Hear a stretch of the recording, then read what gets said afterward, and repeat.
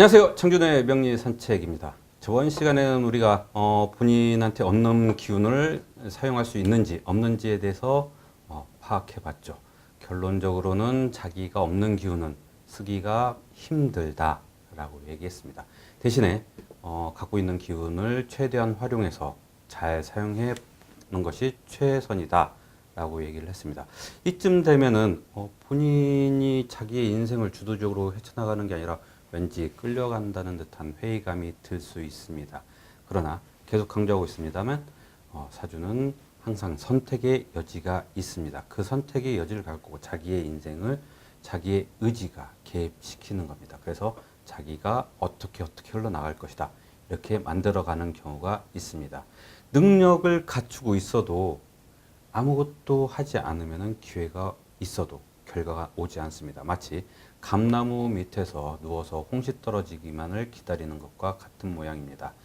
끊임없이 노력하고 도전하는 사람은 그 결과를 얻습니다. 그 다음에 저는 인생이 영화 같다라고 생각을 많이 합니다. 근데 이 영화가 극장에서 잘 짜여지고 이미 결정되어진 그런 시나리오가 아니라 감독도 있고 본인의 역할도 있는데 각본이 없는 시나리오라고 영화라고 생각합니다. 그래서 보통 영화 찍을 때 감독이 마음에 안 들면은 컷하고 다시 촬영을 하죠. 그런데 문제는 이 인생이라는 영화는 컷이 없습니다. 한번 결정되면 그냥 쭉 가는 겁니다. 되돌릴 수 없다는 얘기입니다. 각본도 없고 컷도 없습니다. 그렇기 때문에 주인공이 또 존재하지 않습니다. 각본이 없기 때문에 주인공이 존재하지 않는 거죠. 그런데 문제는 여기서 본인이 주인공이 아니라고 생각하는 순간, 그러니까 노력도 안 하고 아무것도 안 하는 순간 조연으로 내려앉게 되는 겁니다. 끊임없이 노력하고 도전하는 사람한테는 그 배역이 주목을 받게 됩니다. 네, 그래서 왠지 이 말을 하고 나니까 반성하고 싶은 생각이 드네요. 네, 오늘은 한 사주를 한번 볼까요? 묘월에 태어난 신금입니다. 묘월이니 신금에게 묘목은 편재의 기운입니다. 재성의 기운을 갖고 태어났죠. 그래서 여기를 보면은 천간 시간에 간목이 또 떠 있습니다. 그래서 이 간목이 정재입니다. 그러니까 묘목에 있는 재성을 천간에 있는 간목으로 끌어올린 모습과 같습니다. 그래서 이 경우에는 재격이 형성이 되었다라고 볼 수 있습니다. 어디 그러면은 다음 또 표현하기 쉽게 그림을 한번 그려보도록 하겠습니다.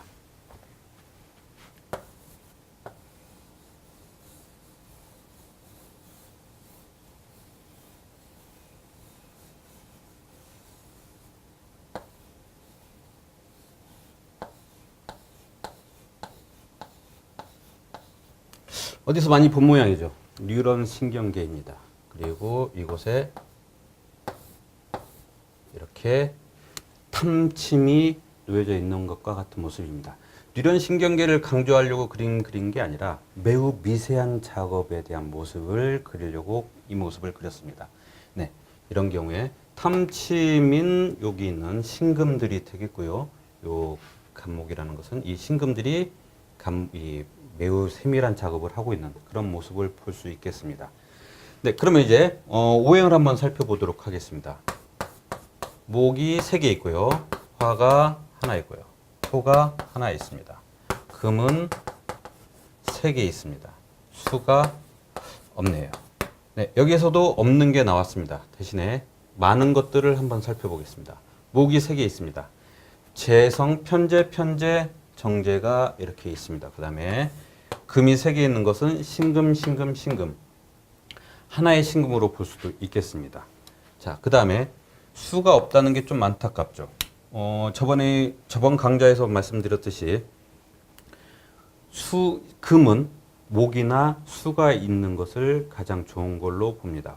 신금 자체가 이미 빛을 발하고 있는 건데 더 빛을 발하게 되려면은 목이나 수가 있어야 된다는 것이 중요한 점입니다. 그 다음에 화, 토, 인성과 관성입니다. 일단 제 관은 갖췄다고 봐야 되겠네요. 그러면 다음은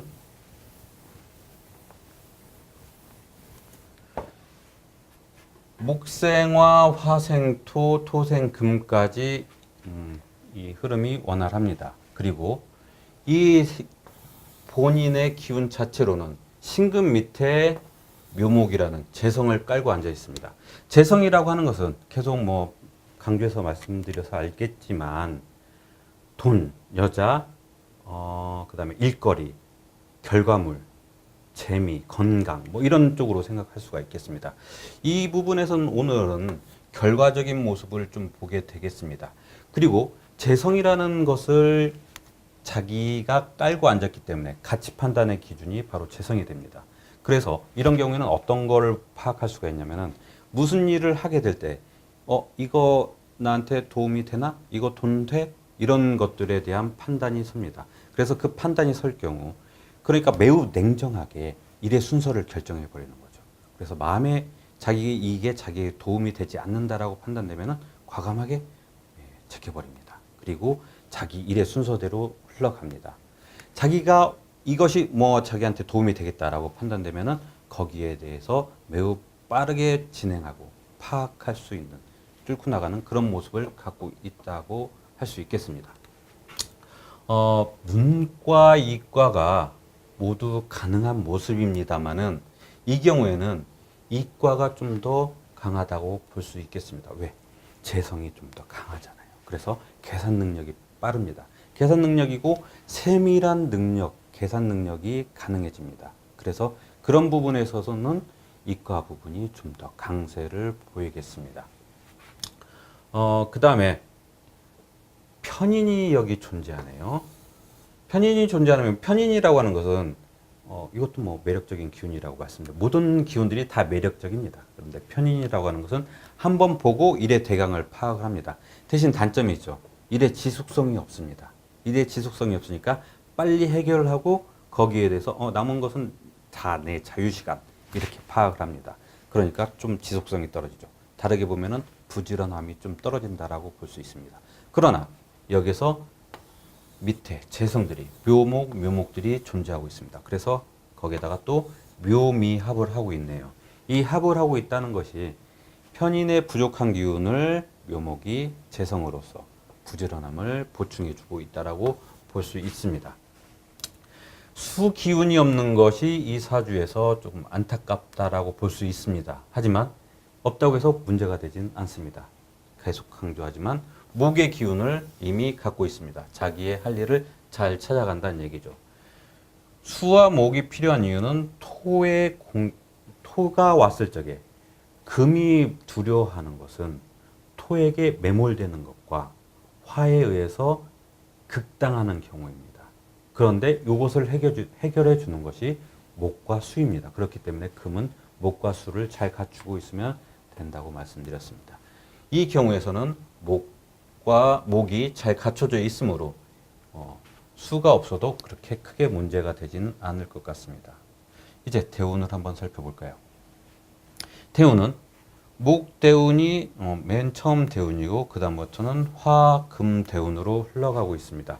화금대운으로 흘러가고 있는데 여기에서 보면은 지지로 화가 오고 있습니다. 아까도 말씀드렸지만 금은 화를 두려워합니다. 신금 같은 경우에는 빛의 화는 반가워하지만 열의 화가 오게 되면 마치 반지를 뽑아서 불구덩이에다 던져버리는 것 같습니다.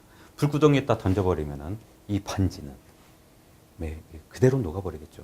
모양을 유지한다 하더라도 이미 불에 그슬려서 가치를 잃게 됩니다. 이런 것들이 두려운 존재가 되는 겁니다.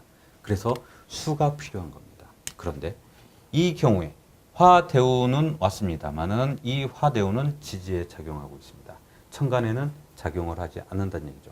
대신에 천간으로는 수의 기운이 와 있습니다. 그러니까 자기의 능력을 발산한다는 얘기죠.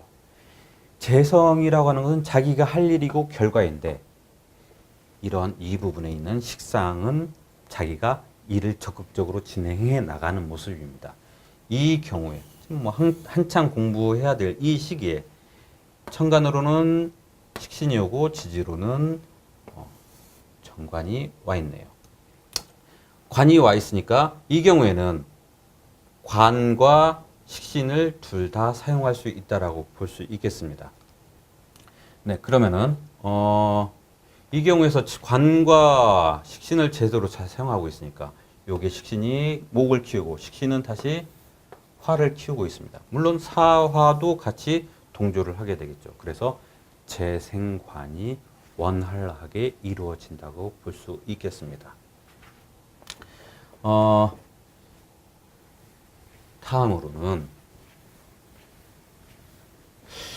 이 신금들이 하나로 뭉쳐져 볼 수 있는데 각각의 신금들로 보게 되면은 재주들이 각각 타로 있습니다. 이 금의 기운은 서로 분리적인 기운이기 때문에 합쳐지지 않습니다. 그래서 서로 각각 따로따로 움직이는 모습으로 볼 수 있습니다. 그래서 여기서 본인 사주의 본인의 모습에서는 재성을 달고 있죠. 여기에 있는 다른 경쟁자들의 모습, 평소에는 비견이고 자기의 동료이긴 하지만 어떤 목적이나 결과에 따라서는 경쟁자가 되는 것입니다. 여기서는 여기도 재성, 여기는 편인을 들고 있는 모습입니다. 그런데 이 두 개가 합을 하고 있다고 말씀드렸죠. 그래서 두 개가 뭉쳐진 모습입니다. 두 개가 뭉쳐졌으니까 여기는 당연히 소외가 되겠죠.